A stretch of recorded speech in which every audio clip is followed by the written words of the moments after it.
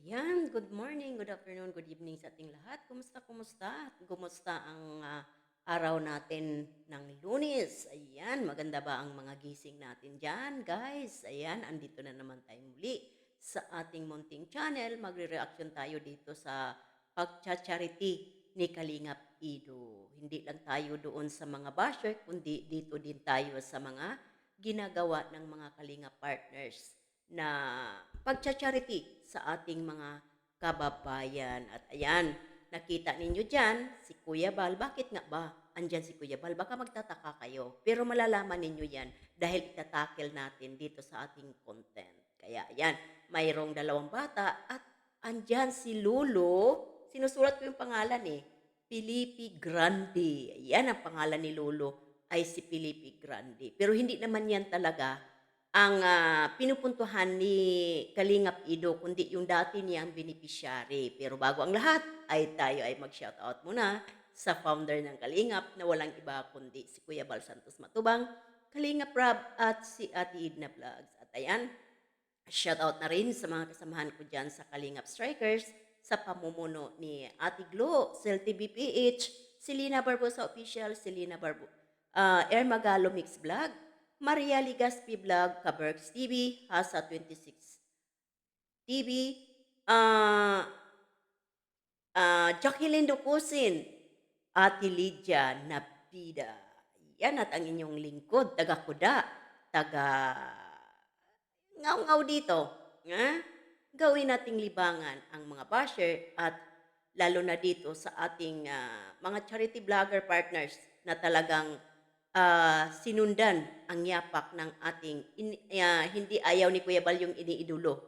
Yung sinusuportahan natin na walang iba kundi si Kuya Bal Santos Matubang sa paglingap sa ating mga kababayan na andyan talaga salat sa pamumuhay. Kaya yan, dyan sa thumbnail natin, nakikita natin, wow, proud, pati kay Lulo, iba na itich. Ayan, sisituo ito sa premiere kanina ni Kalingap Ido. Ayan, nanonood tayo doon at sinishare din natin sa ating maliit na community. Malay natin ay mayroong maliligaw sa ating community at ayun, mapanood nila kung ano nga ba itong nasa thumbnail ko. Ano ang laman? O, di ba? Ang laman lang naman natin dito ay yung tungkol sa pagcha-charity niya at namimit niya ito si Lolo Felipe Grande. Matagal na rin pala niya itong tinutulungan. Pero magtataka kayo, bakit andyan bakit sa thumbnail ko dyan, sa caption ko, proud pati kay Lolo Ibana Itich. Kasi mayroon siyang sinasabi, mayroon siyang sinasabi na proud din siya. Kaya dyan sa ibaba, Lolo, nakatira kay Mother Lord. Sino kaya si Mother Lord? Yan ang tanong natin dyan. Sino nga ba ang tinutukoy ni Lolo Felipe Grande at nagiging proud si Kalingap Ido na ipinagmamalaki niya na isang ninong daw niya. Ayan, kaya tatalakayin natin yan. Kaya dito tayo, balik tayo sa ating pinaka-thumbnail. Bakit nga ba andyan si Kuya Bal? Ayan, pupunta tayo doon.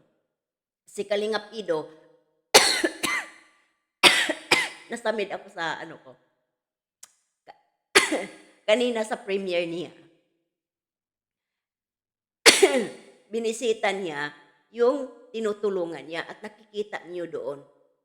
Kung sino man yung hindi pa nakapanood, panoorin niyo. Nandoon ang buong detalye sa pagre-reaction ko dito. Kaya pinuntahan niyang muli kasi matagal-tagal na din daw siya na hindi nakapunta doon. Pero nang pumunta siya doon ay mukhang abandonado na yung bahay pero na mukhang linggo pa lang na hindi na nagkaroon ng walang tao doon. Kaya nakita ninyo, kaya puntahan ninyo doon. Kaya bumalik siya sa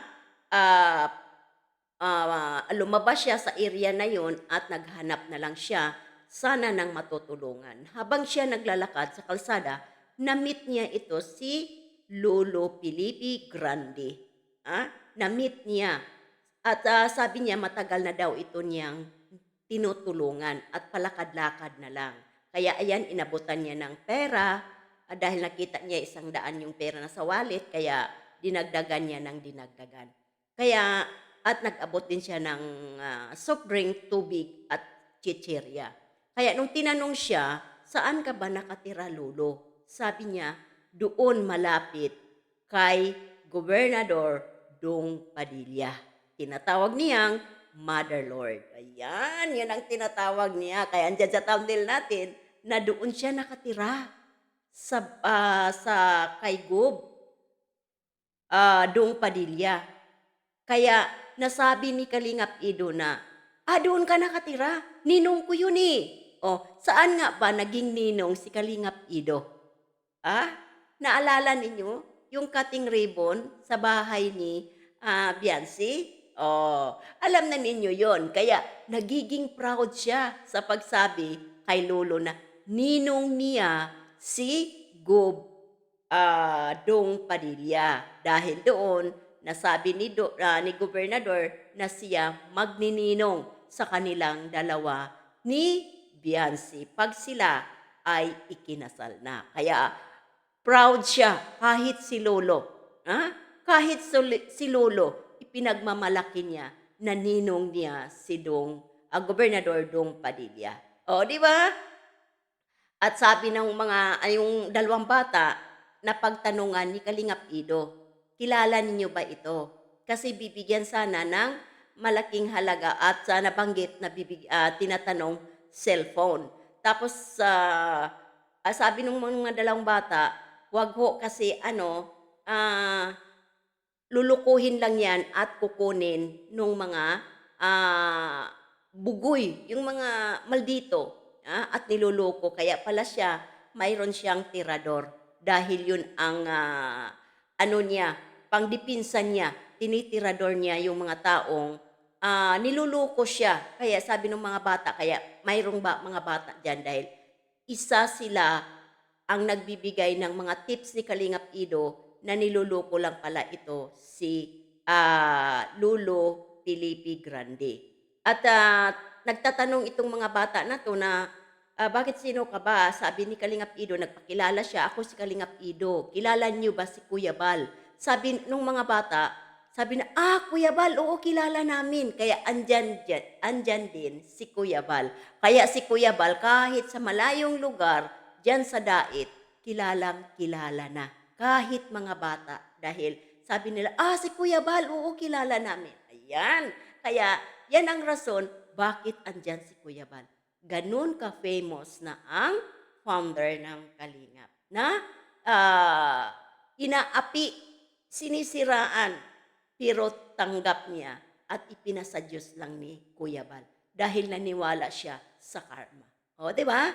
Ultimo mga bata, kilalang-kilala si Kuya Bal. Kaya andiyan si Kuya Bal. Kaya tuloy tayo dito sa, pakikipag-usap ni Kalingap Ido dito sa dalawang bata tungkol kay tatay.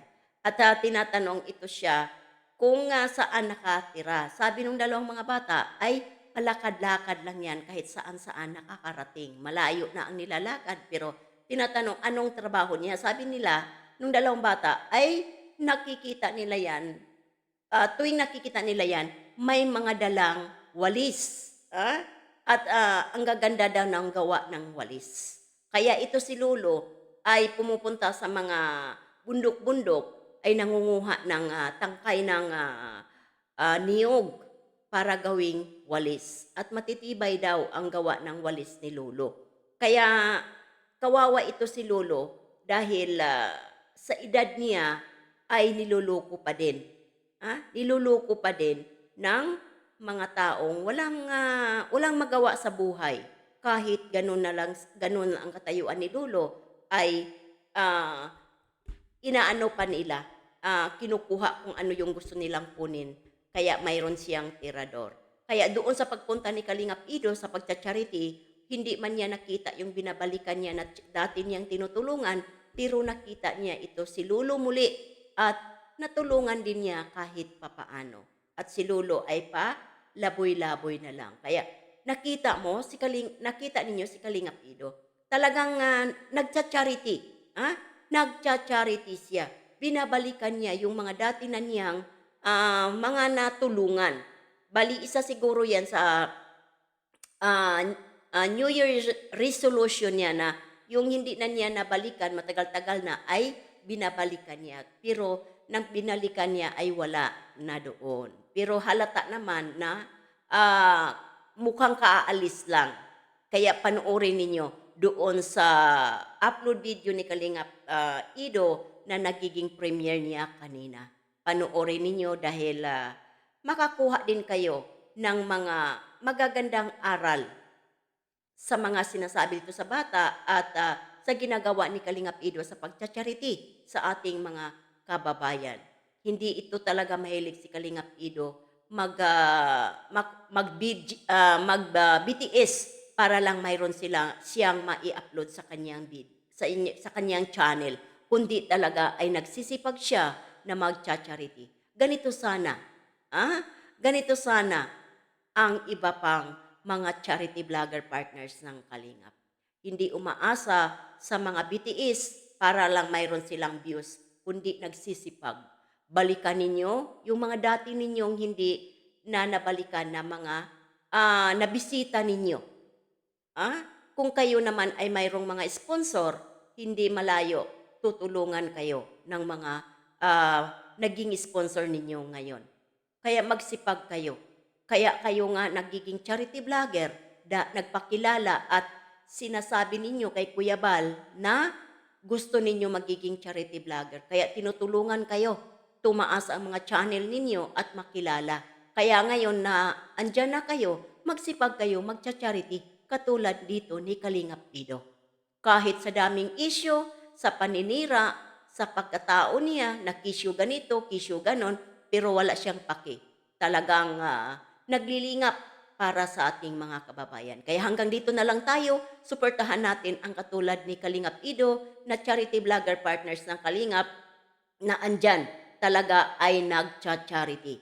Sinundan ang yapak ng founder ng Kalingap. Sana ganon din kayo. Kaya hanggang dito na lang tayo. Ingat-ingat and God bless sa ating lahat. Bye-bye! Huwag nating kalimutan, mag-thumbs up naman tayo, please.